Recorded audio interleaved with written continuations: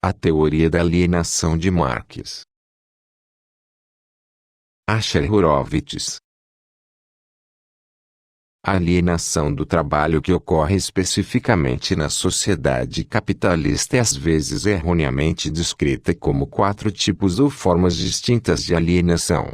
É, ao contrário, uma única realidade total que pode ser analisada de vários pontos de vista diferentes.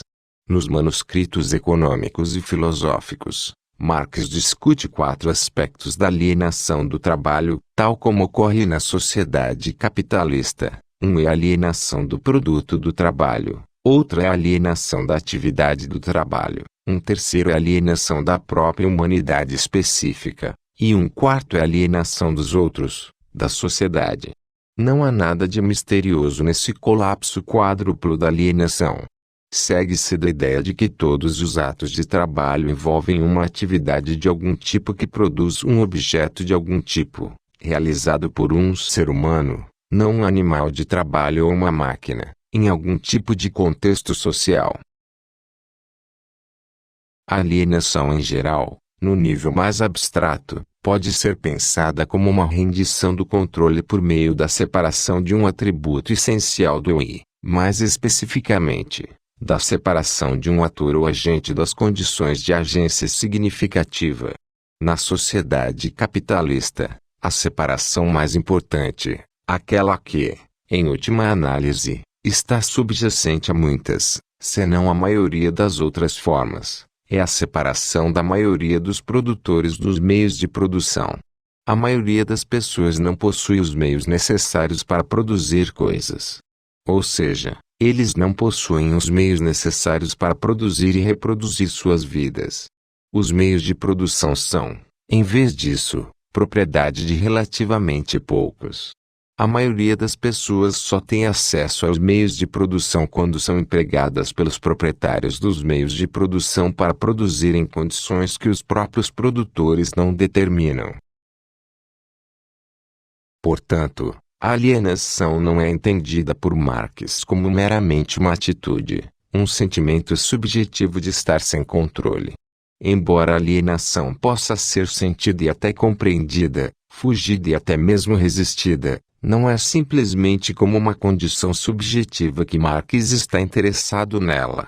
A alienação é a estrutura objetiva da experiência e da atividade na sociedade capitalista. A sociedade capitalista não pode existir sem ele. A sociedade capitalista, em sua própria essência, exige que as pessoas sejam colocadas em tal estrutura e, melhor ainda, que elas venham acreditar e aceitar que ela é natural e justa. A única maneira de se livrar da alienação seria livrar-se da estrutura básica de separação dos produtores dos meios de produção.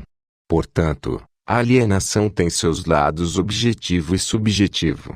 Pode-se passar por isso sem estar ciente disso, assim como alguém pode sofrer alcoolismo ou esquizofrenia sem estar ciente disso.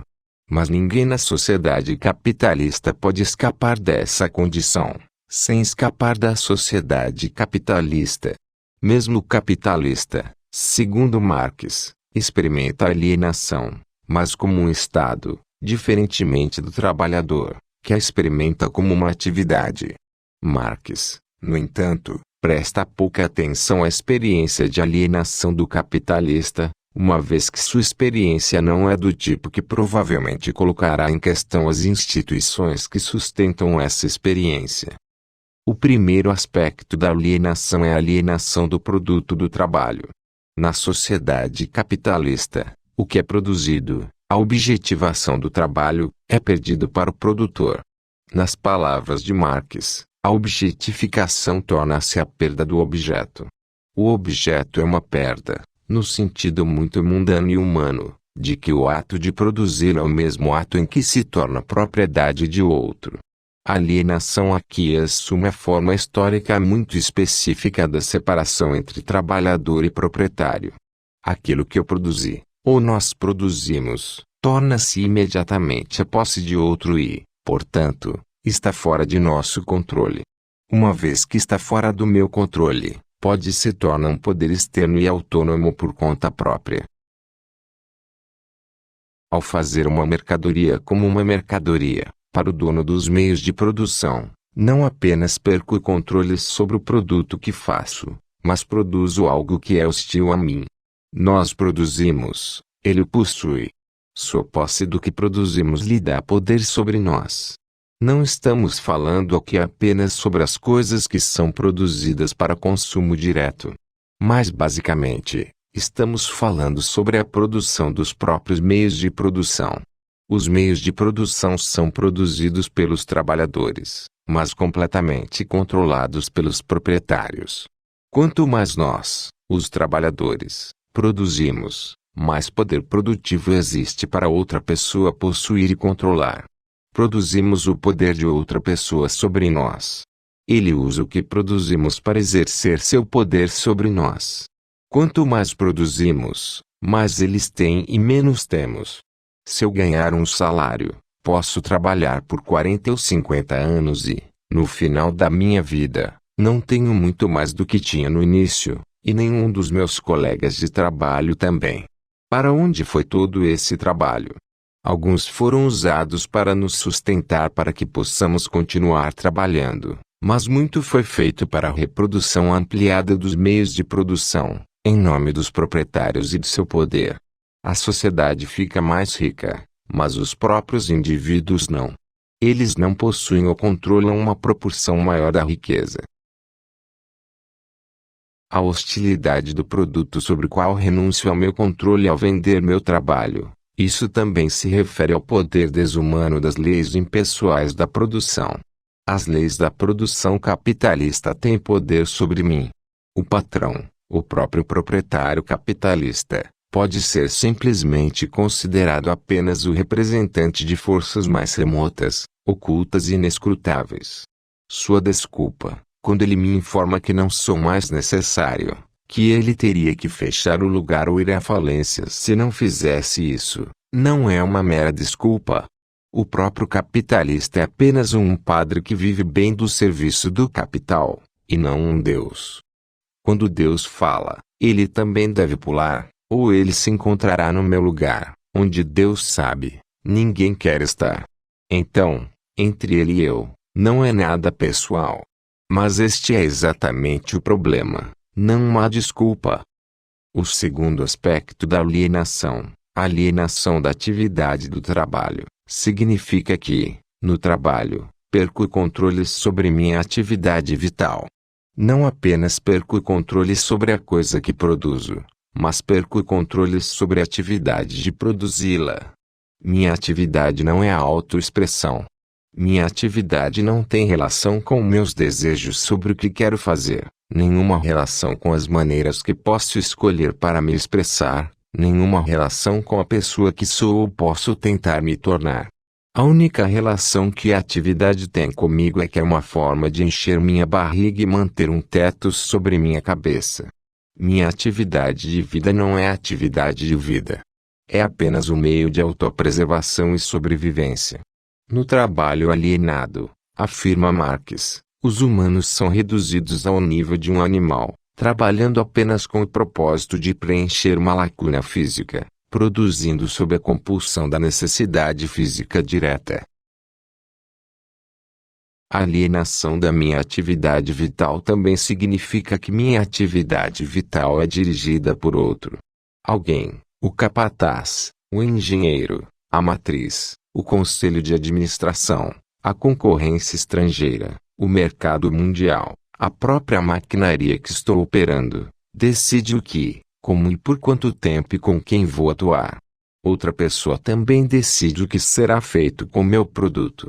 E devo fazer isso durante a grande maioria das minhas horas de vigília na Terra.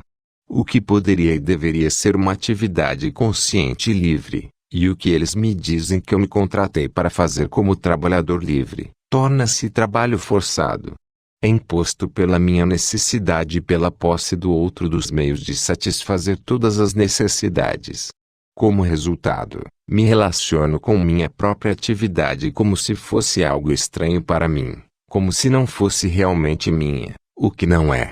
Eu realmente não pertenço a este lugar. Fazendo isso repetidamente, Até que eu não consiga nem pensar ou sentir nada além dos minutos passando até a hora de sair.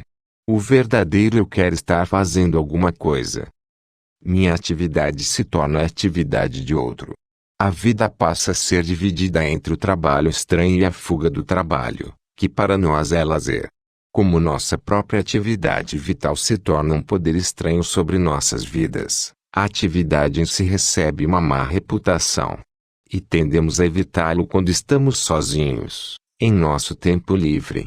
O próprio tempo livre tende a ser equiparado à liberdade da atividade, porque a atividade é compulsão.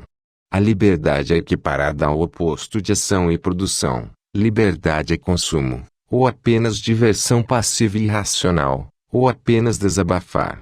Somente na sociedade de classes existe tal equação de atividade com dor e de lazer com inatividade ou preguiça, pois atividade sob trabalho alienado não é autoexpressão, mas autonegação.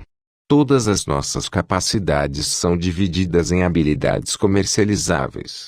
Falamos de recursos humanos ou juventude como nosso recurso mais precioso, todos os quais o jargão pseudo-humanista expressa a mesma realidade, que o trabalho humano é transformado em uma mercadoria a ser comprada e vendida como qualquer outra.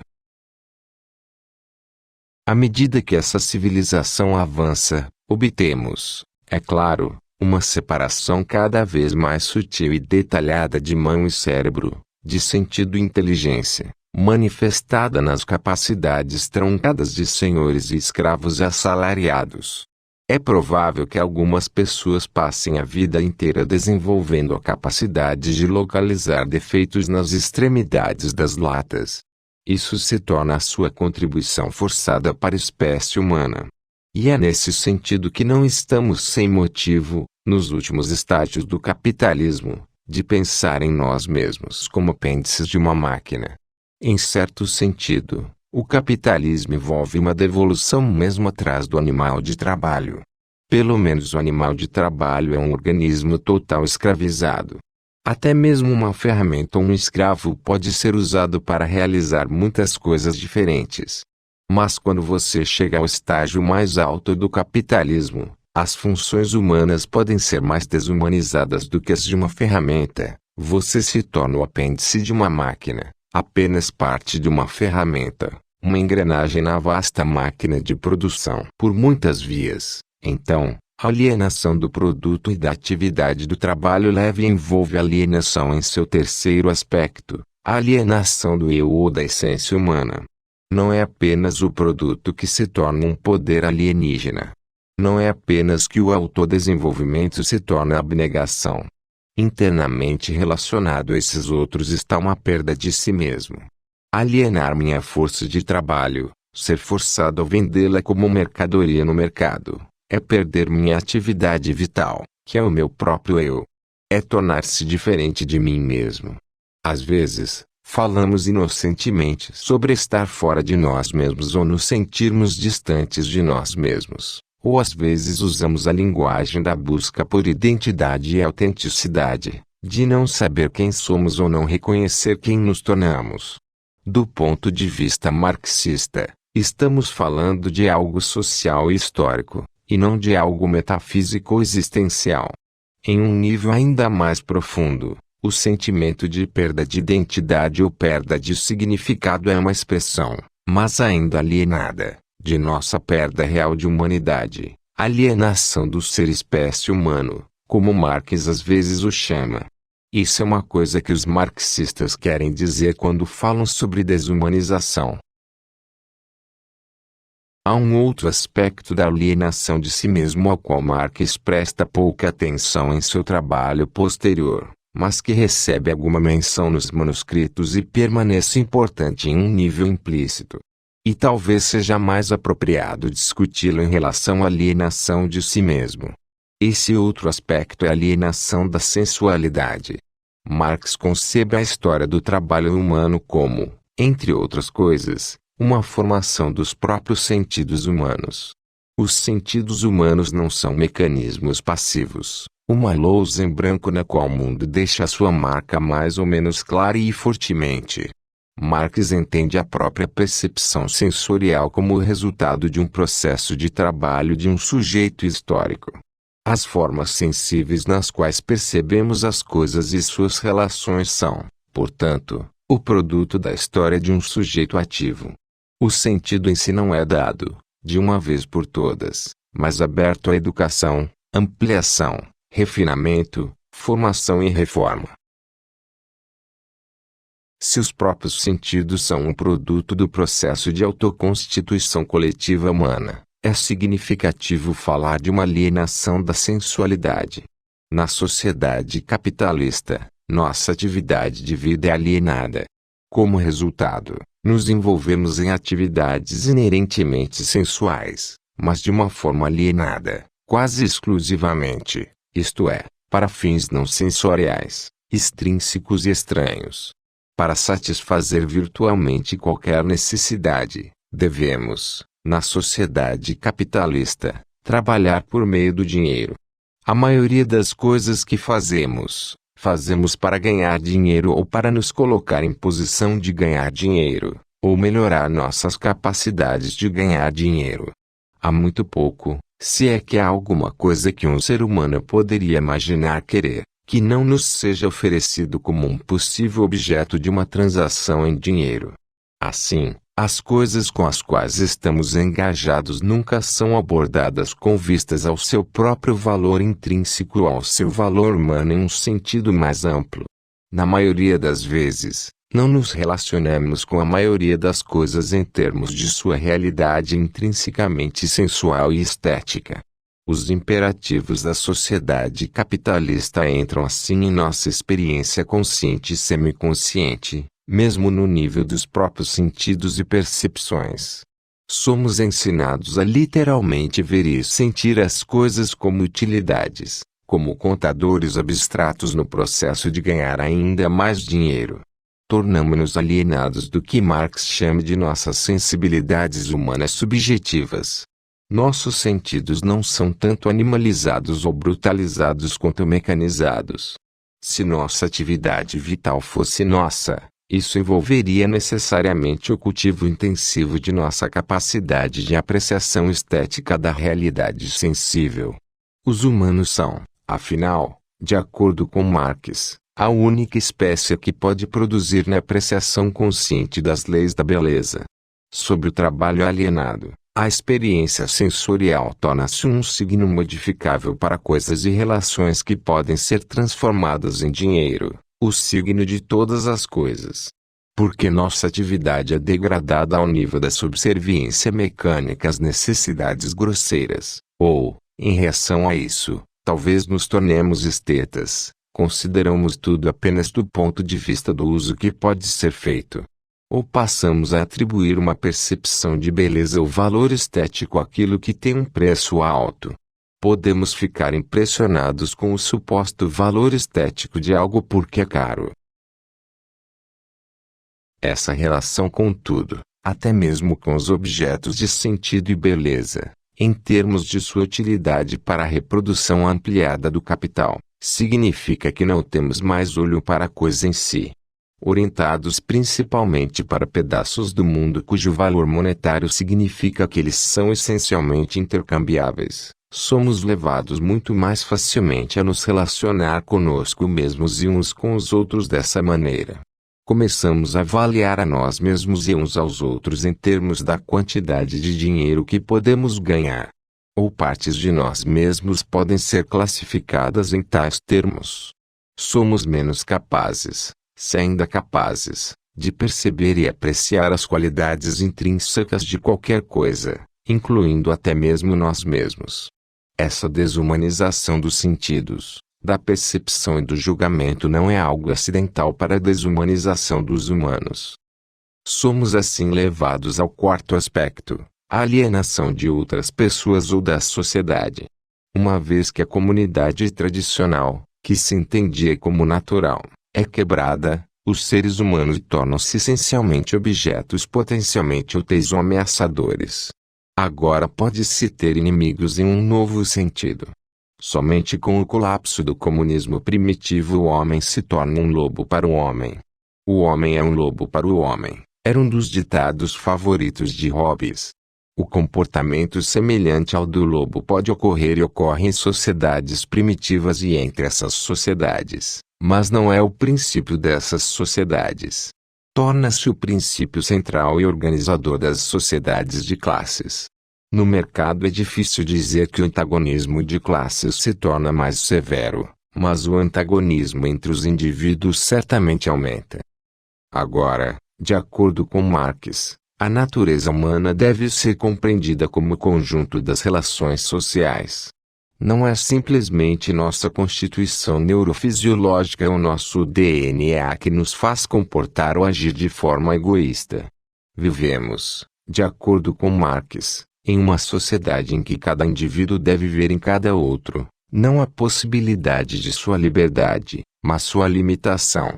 Todos os outros se tornam um obstáculo para mim, mas, e isso também é importante, um obstáculo necessário, um cliente, um credor, um devedor, um empregador ou empregado.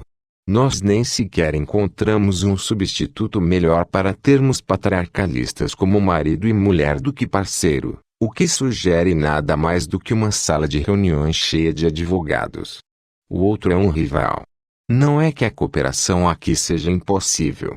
Na verdade, aprendemos a coordenar nossas atividades em uma escala cada vez maior e em um nível complexo.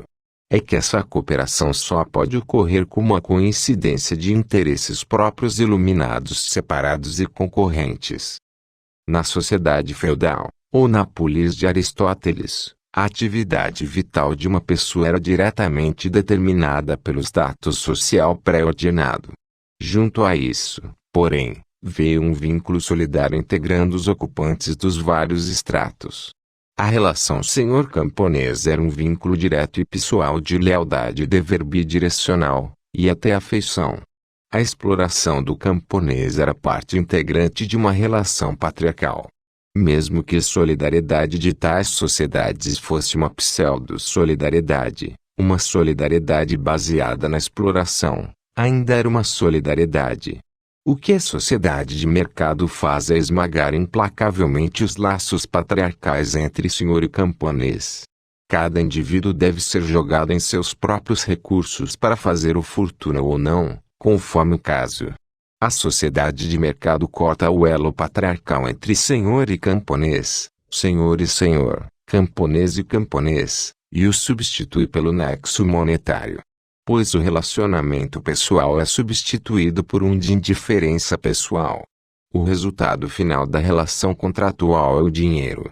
Anteriormente, o trabalhador trabalhava para a comunidade, diretamente ou em subserviência pessoal ao seu superior. E a subserviência do trabalho era uma característica essencial de uma comunidade sentida como tendo a unidade de um organismo. Anteriormente, supunha-se que a comunidade só era possível como subordinação de um órgão social a outro. Agora, porém, meu trabalho não é serviço. Agora eu trabalho por dinheiro, que vou gastar da maneira que eu quiser.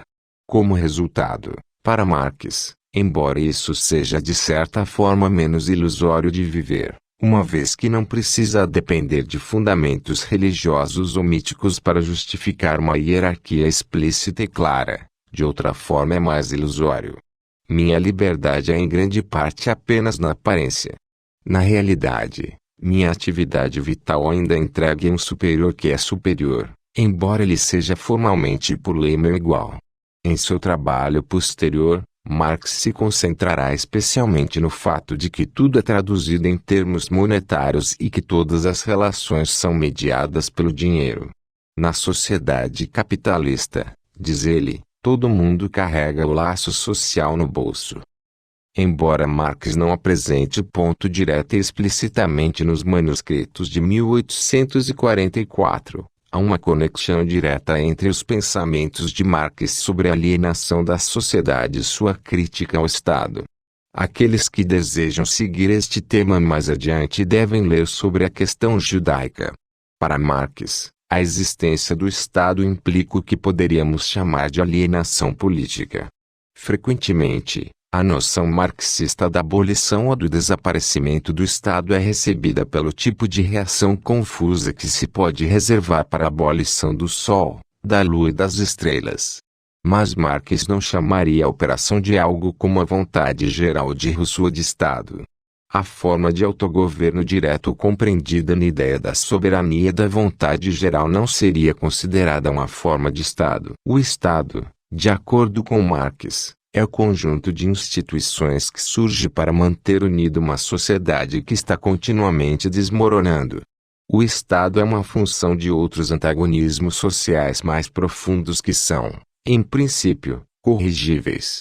É uma função dos antagonismos individuais universais das sociedades de classes, mas especialmente uma função da própria divisão de classes e da possibilidade de antagonismo de classe aberto. O Estado é um meio necessário de coerção e coordenação, uma vez que a sociedade não pode mais se manter unida por outros meios, ou antes de aprender a fazê-lo novamente. O Estado é parte integrante da sociedade de classes, não algo separado ou além dela, não algo neutro e capaz de se colocar desinteressadamente acima de todos os interesses particulares. Enquanto teóricos como Hegel argumentariam que no Estado moderno os indivíduos eram na realidade real reconciliados e unificados, Marx sustenta que o Estado é necessário apenas por causa dos antagonismos reais que as sociedades de classes geram e sustentam entre os indivíduos. Nem os indivíduos no Estado moderno, liberal ou mesmo democrático capitalista realmente encontram uma comunidade de iguais.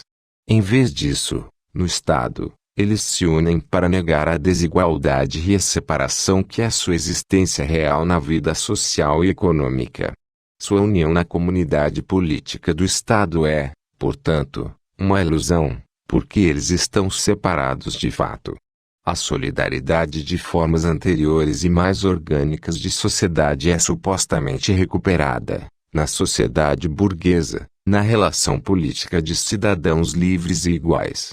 Mas isso é uma pseudo-solidariedade, desmentida pelas muitas desigualdades substanciais fora da igualdade formal estabelecida pela lei constitucional e pelo fato de que os poderosos dentro da esfera privada têm o poder de estender a mão e fazer com que o Estado trabalhe principalmente em seus interesses fundamentais. Como disse certa vez o escritor francês Anatole France, a lei, em sua majestosa igualdade, proíbe ricos e pobres de mendigar esmolas, roubar pão e dormir debaixo de pontes. É somente porque na vida real as pessoas estão alienadas umas das outras através do nexo monetário que é cada vez mais a única coisa que as conecta, que elas devem solidarizar em uma unidade ideal e falsas cidadãos formalmente iguais. Aqui aparece a noção de um mundo invertido ou duplo que se tornará importante mais tarde na noção de fetichismo da mercadoria de Marx. Como corretivo e também como mistificação de uma realidade contraditória, uma realidade suplementar, mas ilusória, é inventada e, por assim dizer, colocada em cima da primeira. O que é ilusório não é o poder real do Estado, mas as noções de que o Estado é a única coisa que pode manter uma sociedade de seres humanos unida, e que pode fazer isso enquanto sustenta e expressa a liberdade e a igualdade de todos os seus cidadãos. O Estado é exatamente uma realidade ilusória, existindo em virtude da percepção errônea de que os antagonismos da sociedade burguesa são os antagonismos naturais e inevitáveis, eternos e essenciais dos seres humanos como tais. E, na verdade, é uma ilusão necessária e real, para a sociedade burguesa. Assim, o Estado não pode ser abolido, como alguns anarquistas o afirmam, pelo decreto dos indivíduos. A abolição do Estado depende da transformação e abolição prévia da sociedade de classes. O Estado funciona essencialmente para manter a sociedade em sua forma atual, como uma sociedade baseada em divisões de classe enraizadas na forma como a vida material é produzida e reproduzida. Mas a abolição da sociedade de classes e de seu Estado não significaria o desaparecimento das diferenças ou da necessidade da política. Se alguma coisa, A política seria mais prevalente do que nunca, em oposição à administração de uma população subjugada. Se o que queremos dizer com política é algo como indivíduos se comunicando e agindo juntos para resolver conflitos entre as necessidades humanas e as condições sociais. A existência de processos através dos quais os indivíduos decidem sobre políticas comuns e ações comuns, não é o que Marx chamaria de Estado.